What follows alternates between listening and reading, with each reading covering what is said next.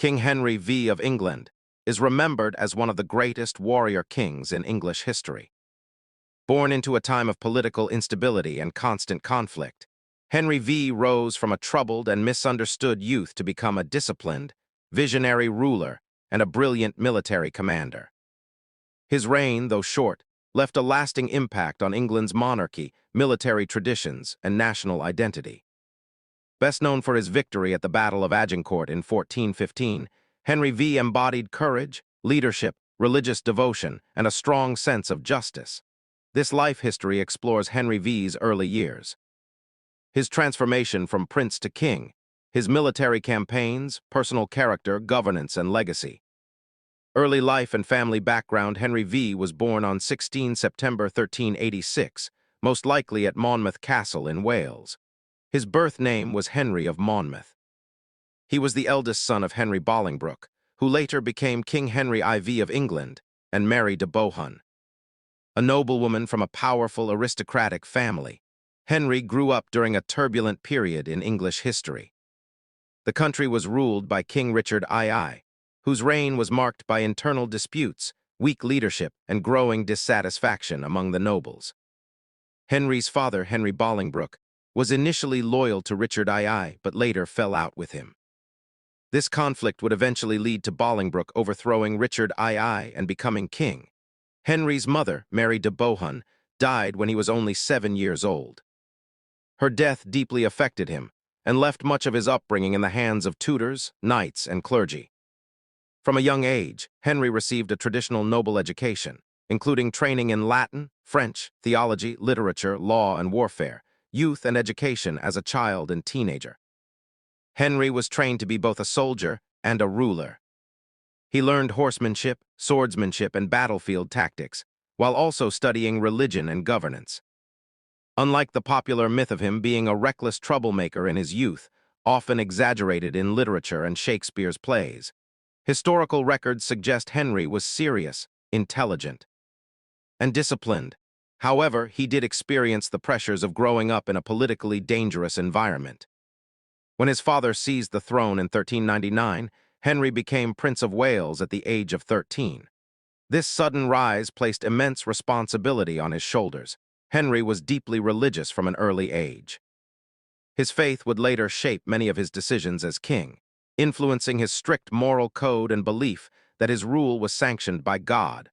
Role during Henry IV's reign. During his father's reign, England faced multiple rebellions and political unrest.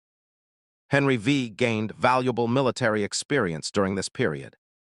At just 16 years old, he played a major role in suppressing the Welsh rebellion led by Owain Glyndwr.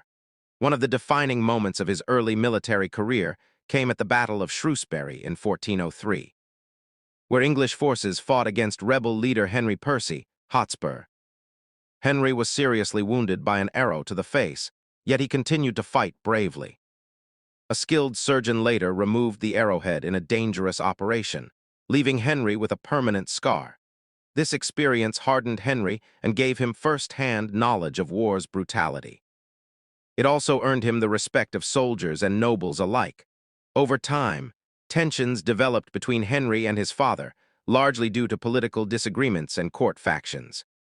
Despite this, Henry remained loyal and continued to serve the crown. Ascension to the throne. King Henry IV died on 20 March 1413, and Henry V was crowned king on 9 April 1413 at Westminster Abbey. He was 26 years old. Upon becoming king, Henry V made a powerful statement by forgiving his former political enemies, including supporters of Richard II.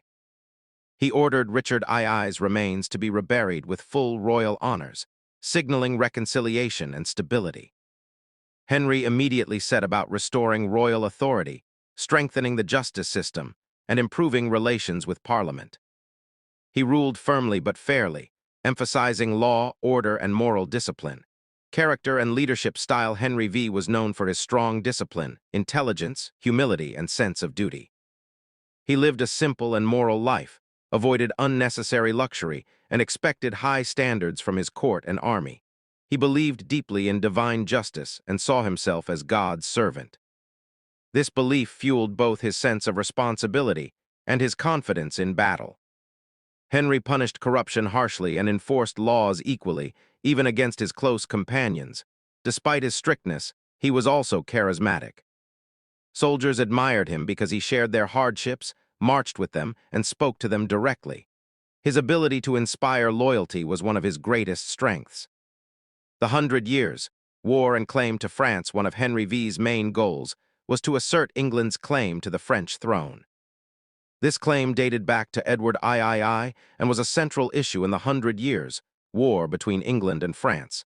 After failed diplomatic negotiations, Henry decided to invade France in 1415. He prepared carefully, ensuring strong logistics, disciplined troops, and legal justification for war. The Battle of Agincourt, 1415. The Battle of Agincourt, fought on 25 October 1415, became Henry V's most famous victory.